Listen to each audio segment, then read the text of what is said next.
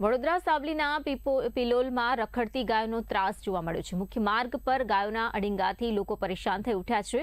રખડતી ગાયોના ત્રાસથી ખેડૂતોમાં પણ ભારે આક્રોશ છે। ખેતરોમાં ગાયોના ટોળા ઘૂસી પાકને નુકસાન પહોંચાડી રહ્યા છે। ઊભા પાકને નુકસાન થતા ખેડૂતો પણ પરેશાન છે, તો મુખ્ય માર્ગ પર ગાયોથી વાહન ચાલકો પણ હેરાન થઈ રહ્યા છે।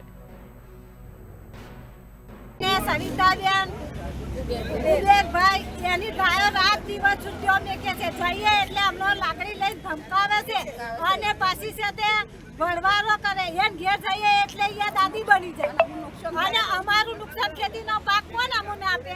એની ગાયો રાત દાડે ભરમેથી હો ખાઈ જાય, અમારું બધું નુકસાન કરે। ગણ હોય ખાઈ જાય, કચરું બધું ખાઈ જાય અને ખેતરોમાં છે બધી કલ્લો ચા રહેવા દેતી નહીં। એટલે અહીંયા મારવાનું દાખલું કરે અને હજુ તો અમારે કેસ ચાલુ જ છે એની જોડેનો। અમારે કેસ કરેલો, મારો બાબા પણ મરી ગયો, પણ હજુ તો એનું ચાલુ જ છે અને અહીંયા હજુ માનતી જ નહીં અને હજુ તો કેસ કરવાનું જ વાત કરે। તો આ બધાને આખા ગામ લોકોને અહીંયા નહીં સગાવતી, અમુક ડરાઈ જાય છે। એટલી આખા ગામને વખો કાઢે છે એટલે અમારી ડોંગર અમાર પાકનું કોઈ નુકસાન ના, અમાર પાકનું નુકસાન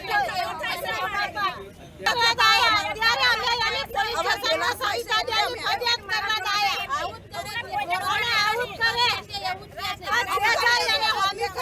રજૂઆત અમારી છે કે અમારા ગામમાં કુબેરભાઈ દાજીભાઈ રબારીની રબારી રહે છે ગૌપાલક, તેઓ દ્વારા ગાયો રાખવામાં આવે છે, ભેંસો રાખવામાં આવે છે અને ગાયો ભેંસો રોડ પર છૂટકી મૂકી જાય, તેથી ખેડૂતોને પાકને નુકસાન થાય છે। અને જ્યારે ખેડૂતો કહેવા જાય છે કે ભાઈ તમારી ગાયો છે, તમારી ગાયો લઈ જાઓ, છતાંય ગૌપાલક છે કુબેરભાઈ કે એમની મિસિસ દ્વારા 112 ડાયલ કરીને ખોટી ખેડૂતો ઉપર ફરિયાદ કરે છે।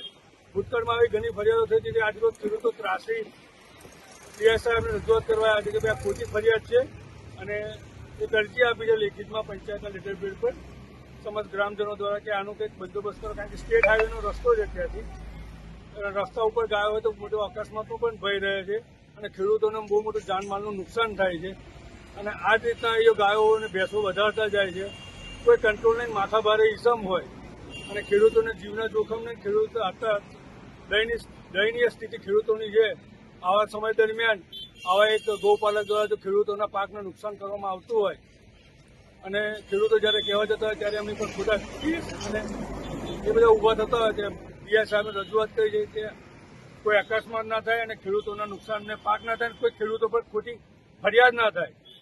એટલે આપ સાહેબથી રૂબરૂ આવી ચકાસણી કરો ને અરજી સાથે જીઓ ટેગના ફોટા, વિડીયો અને ખોટી જે ફરિયાદો થયેલી છે એની કોપી પણ સામેલ